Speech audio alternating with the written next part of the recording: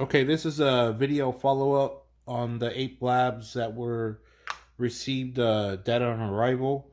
It seems like the battery packs have this rubber right here. See it right here, 2 spots, and on the opposite side, another 2 spots. So if you remove it, like this is the old one though. I removed it on one of them, but you see they're both working now. I ended up taking one of the old batteries and put it inside here, and one of the new ones that I did clean, and it did come right on. That's working right now. So this is the way, if you happen to get one that has dead or on arrival and it has this rubber on here, what you do is go ahead and take some tweezers, take that out, and then maybe a paper clip to get the little fine parts out.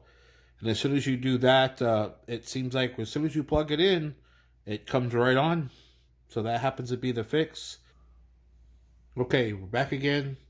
I removed, I'd say I got about 80% of it, of the rubber off. See right there, one spot, 2 spots. Flip it over, 3 and 4, and you see now the can came right on.